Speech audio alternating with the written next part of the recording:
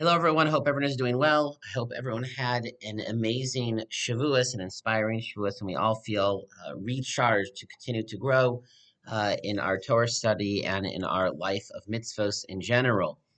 Our Erev Shabbos video Dvar Torah, as always, is meant to be a special merit for listening to it, for thinking about it, a merit for all those in Israel in particular, the hostages that remain in Gaza on day 609, davening for their safety and well-being and speedy release or rescue, davening for all the soldiers who are fighting on behalf of the state of Israel for their safety and their success, and davening for everyone who is in need of our prayers in Israel.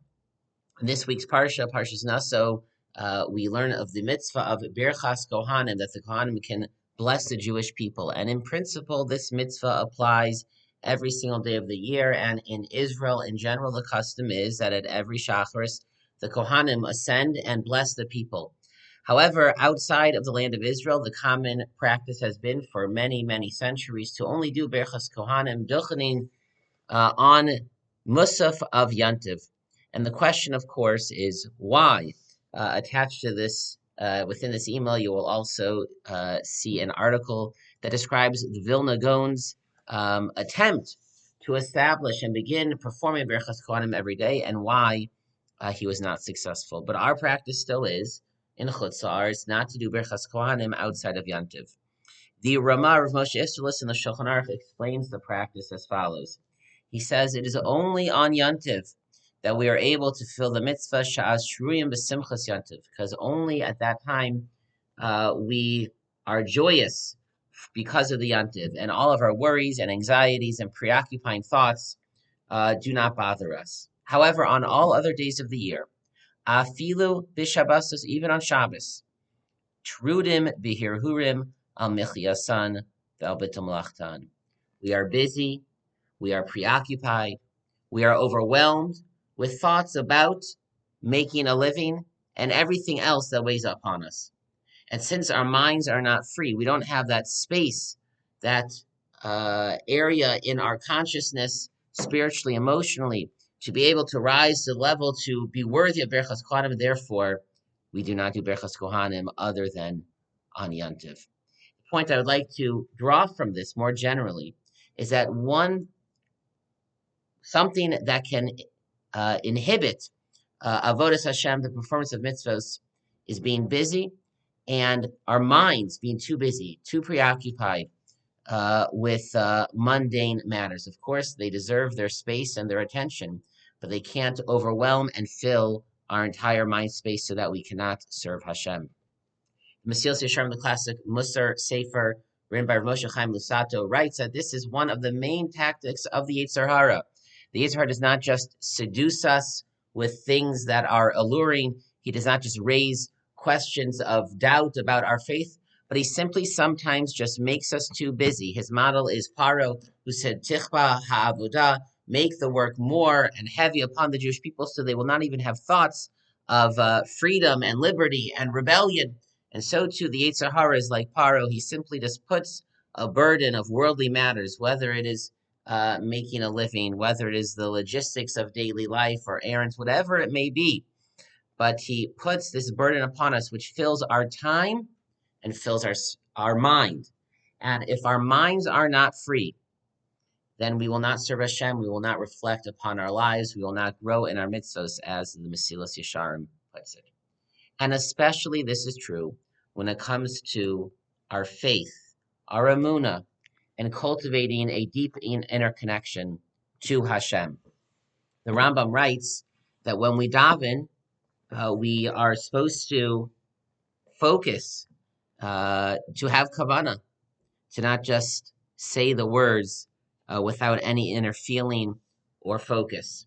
And the Rambam writes as follows: Keitzad hiya kavanah. What exactly is the kavanah that a person should have during davening? And how is a person to achieve that? The person is supposed to shefana libo mikol hamachshavos. You are to empty your mind of all other thoughts. Excuse me. V'yira atzmo kihilu ome lifnei shechina. And then see yourself. Imagine. Excuse me again. that you are standing before Hashem. You can't just immediately focus on, I'm now standing before God, I'm talking to God. There is a step before that, which is a conscious, active step to clear your mind, to empty your thoughts, to lower the volume of everything else that is preoccupying your mind and your consciousness. It is only if you do that, if you make the space, then you will be able to create the environment to be Omer Lifnei Hashem, to stand before God. If we are too preoccupied with thoughts of living, we cannot do Birchas Kohanim, we cannot perform mitzvahs and lead a reflective life, and we cannot stand before Hashem, whether it is in davening or any other aspect of our lives. We want to grow in our Emuna, but to be able to grow in our Emuna and our faith and our deep inner connection to Hashem, our deep belief in Hashem, our loyalty and commitment to Him, our sense of connection, we cannot only focus on the connection, we also have to create the spiritual space in order to do that. And part of that means being mefana es machshavos bili beinu, whether it is in davening or any other time, to again control some of the other preoccupying thoughts, to clear our mind, to even empty our mind, so that we can hear Hashem speak to us. The very end of the parsha, concluding with this short thought, the Torah describes that Moshe would enter the Mishkan, enter the Kodesh HaKadashim, and he would go there to hear Hashem speak, to receive the mitzvos. And the Torah describes that and words it as following. Moshe enters,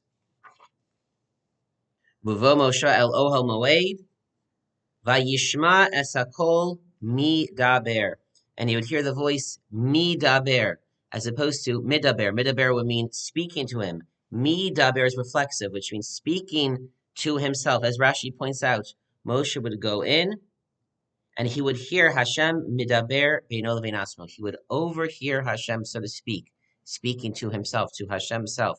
Hashem is constantly speaking, and we just need to incline our ear to hear it, to overhear it. But if the volume, the static of the world, of our lives, of making a living is so loud, we'll not be able to hear it. We need to lower that din so that we can hear the voice of Hashem, midaber eleinu, speaking to himself, speaking to us. It is something to train ourselves specifically before davening, before Shemona Esrei specifically, as the Rambam says, Shefana es libo mikol machshavos, to clear our minds of all thoughts, and only then think about our words that we're about to say to Hashem. And in general, whether it is through meditation, whether it is through taking a walk in nature, whatever it may be, but finding the right tools so that Paro, the Yetzer Hara, does not fill our mind with preoccupying thoughts, that we are able to quiet our minds, to create the space, and then be able to hear Hashem speaking to us. Shabbos, everyone. Shabbat Shalom.